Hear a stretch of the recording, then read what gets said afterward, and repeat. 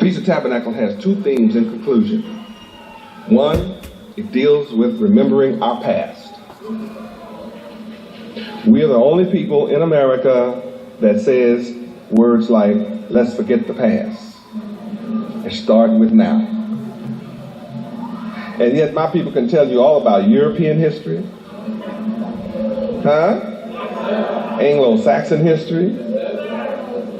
They can tell you about history of the Americas, American history. And then when you ask him about his, he wants to say, let's forget the past. The Jews have a movie on every single month about Holocaust in some form. Remember the Holocaust. Remember the Holocaust. 6 million Jews were killed by Hitler in Germany. Never again.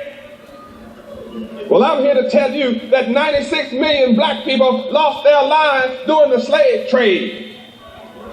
100 million of us were captured from Africa as Hebrew Israelites. 96 million of us died on the way. Only 6 million of us made it to America. And since we got to America, they have hung us on trees. They have cooked us like hot dogs on a stick. They have hung us and burned us and murdered us and abused us all over America. And I'm here to say, never again.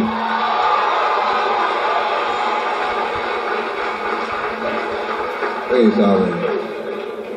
And if the Jews can say, remember the Holocaust, and America can say, remember the Alamo, and remember Pearl Harbor, and World War I, World War II, and if America can say, remember the American Civil War, and the war between America and England, and whatever, 76, and all that kind of stuff, if they can say, remember, remember, remember, then shut up when I start telling my people, remember, don't forget.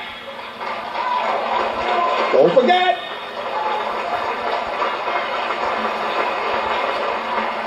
Praise Yahweh. Don't you tell me I'm teaching hate. Unless everybody else remembering is hate. They call it history.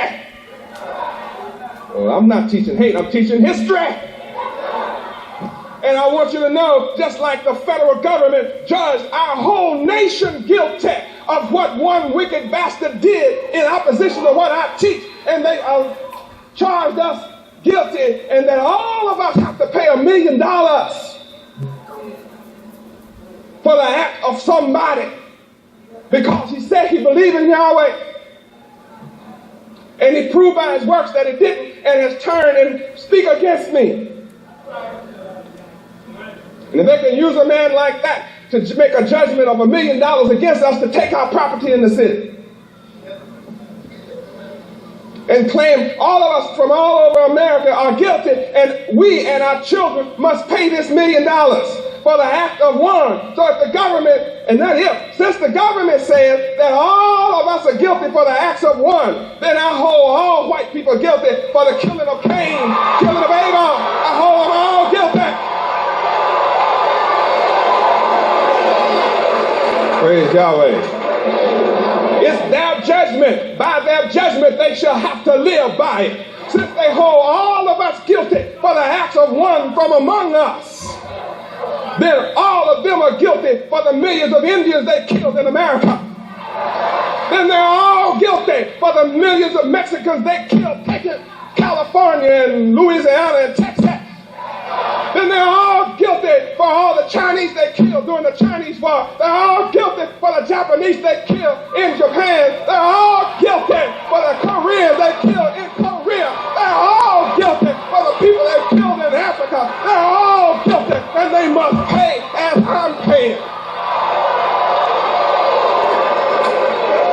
Praise Yahweh. That's why Yahweh says in his holy word, the Bible, judge not, lest you be judged.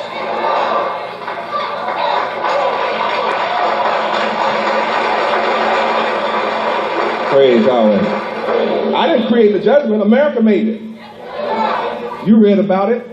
Everybody with an ounce of brains knows it's a criminal thing to charge all people for the acts of one man.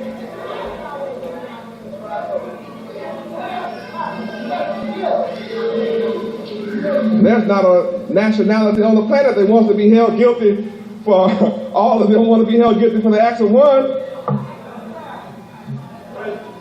Then how can the world sit back and be quiet when these wicked bastards charge our whole nation guilty to pay $1 million for the act of a wicked man and then give our productivity to non-producing drug addicts and drug dealers? They're not tenants, they're wicked drug dealers, drug users. How can you be a man and stand by and watch such a wicked judgment as that go down?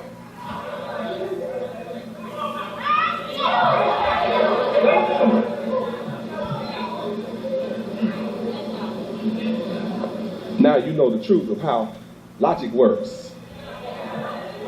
If it's logical that all of us from around America have to pay $1 million out or several $1 million for the acts of one, boy, America has a lot to pay for, doesn't she?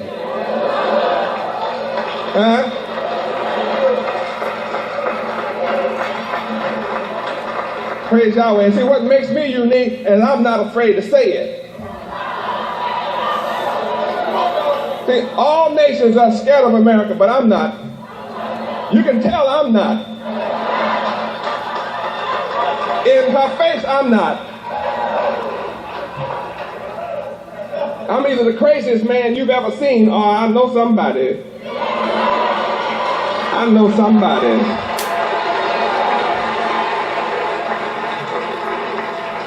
And his name is Yahweh.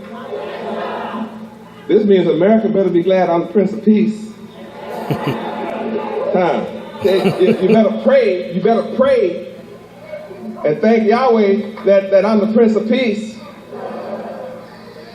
I want peace on earth, goodwill toward men. Aren't you glad? First part of Feast of Tabernacles is to remember. So now, 60 million black people in America are beginning to remember Yahweh is their God.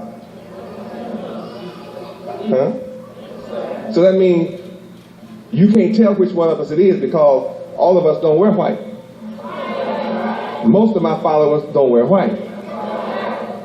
And I'm here to spread love, peace, harmony. And all it takes are men of goodwill just to stand together. That's all.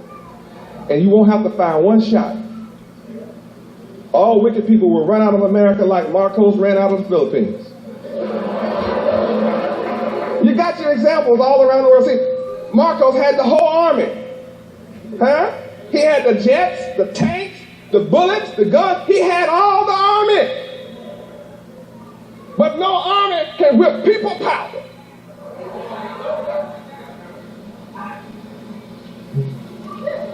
And if they run from people power, imagine how they'll run from Yahweh. Yahweh power.